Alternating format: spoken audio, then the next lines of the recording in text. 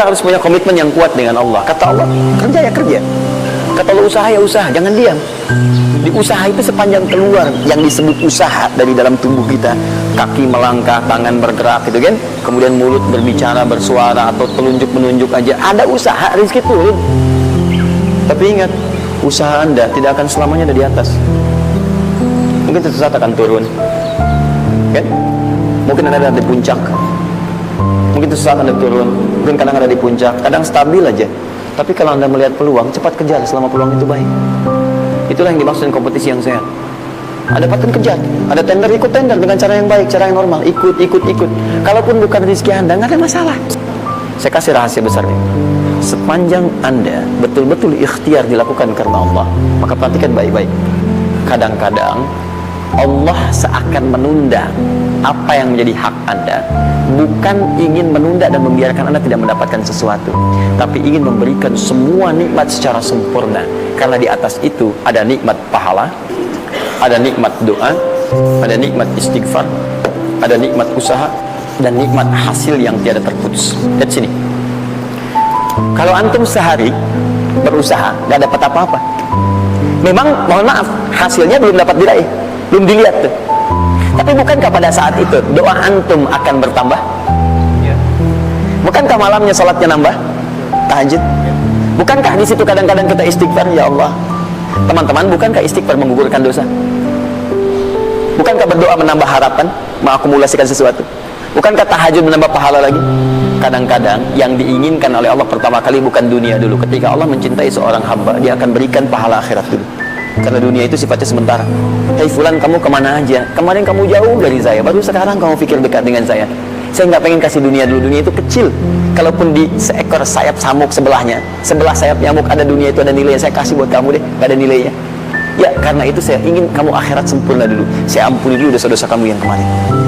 Begitu sudah diampuni, hari kedua istighfar lagi diampuni, saya kasih pahala yang banyak. Begitu pahala udah dapat, dosa udah diampuni, baru dunia diakumulasikan.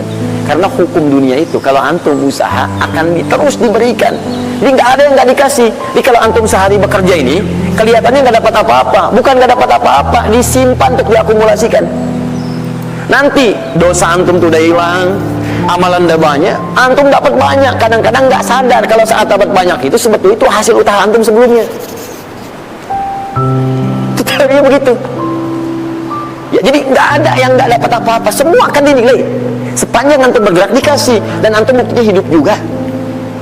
Sampai ke hari itu kan masih hidup, bisa makan juga di hari itu, bisa beraktivitas juga, sehat juga dan sebagainya. Belum dapat apa. Makanya kata Nabi, yang hari itu ada makanan, dia orang kaya sebetulnya. Kalau besok masih ada lagi, kaya banget. Antum sampai sebulan masih ada cadangan. Ini kenapa kita mesti berkeluh kesah? Dan belum tentu hidup juga sampai besok. Yang tuh mau ngumpulin apa? Nah, maka prinsip yang terbaik adalah ketika antum berikhtiar, ikhtiar usaha yang maksimal. Tapi jangan khawatir kalau antum kerja sehari nggak dapat, 2 hari belum ada usaha. Jangan khawatir teman-teman sekalian. Rumus yang mengatakan semua ketika badan bergerak, maka rezeki dituliskan untuk keluar. Tapi kadang-kadang ada yang Allah inginkan lebih besar dari apa yang Anda harapkan. Apa yang Allah harapkan, ikutkan ke situ, maka Anda akan mendapatkan akumulasi bagiannya. Itu yang dilakukan oleh Sayyidah Hajar.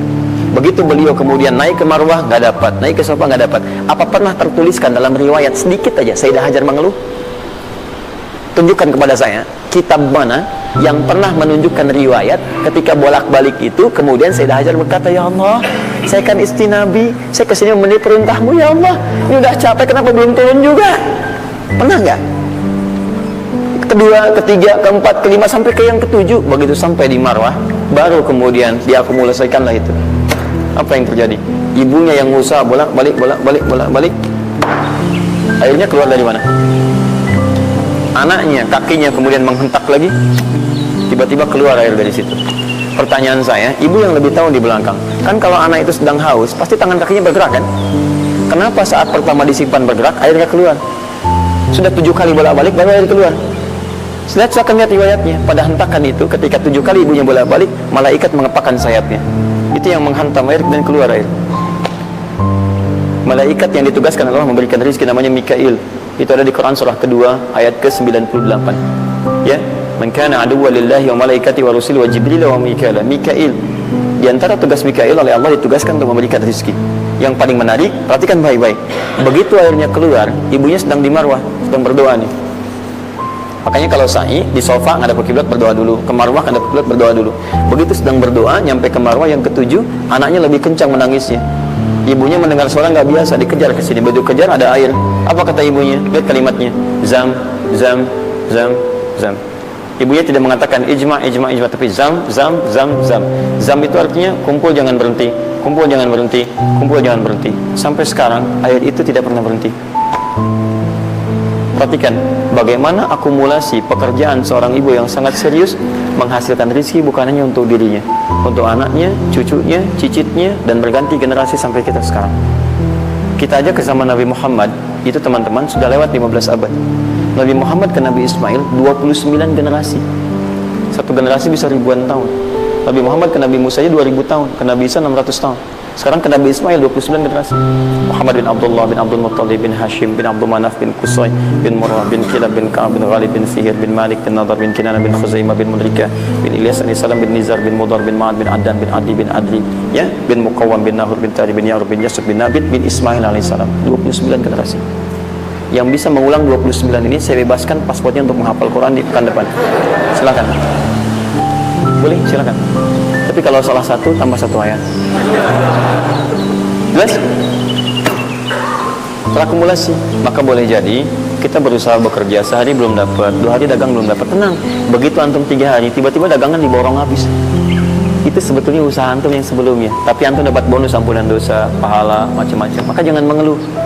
Dan jangan pernah antum sekali-kali, awas ya, awas, mengeluarkan kata-kata yang seakan-akan Allah menghentikan rezeki antum. Maka disitulah kesulitan paling sulit akan antum awali. Ya Allah, apa engkau nggak sayang dengan saya? Saya perlu usaha apa lagi? Kenapa belum diberikan juga? Dan sebagainya. Itu kadang-kadang membuat seseorang kalau sudah kehilangan arah seperti itu sampai meninggalkan agamanya, itu yang paling fatal.